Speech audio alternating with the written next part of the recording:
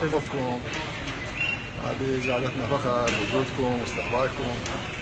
نعم. رائعين كنتوا.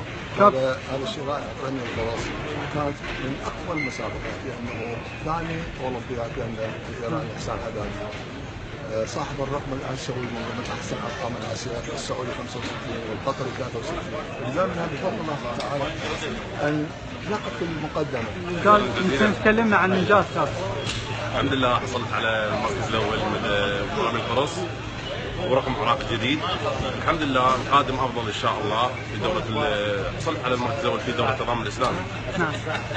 واهدي هذا الفوز الى البصره وللعراق ولوالدي الله يرحمه رحمه الله وللمدرب القدير الاستاذ هاني عبدولي والكل. نبارك البطل مصطفى على هذا الانجاز العالمي اللي قدمه الى مفخره لنا كعراقيين وكرياضيه البصره، ويعتبر هذا الوسام يعني يرفع رؤوسنا جميعا. مثل ما نشهده اليوم هو انجاز ومفخر للرياضه العراقيه واحد لاعبي نادي الميناء الرياضي، والتي حقيقه خلال تلك الفتره وهي الفتره لم تبخل الاداره في توفير كافه مستلزمات الاعداد للنجاح. الحمد لله رب العالمين. انا فخوره بابني رفع راسي.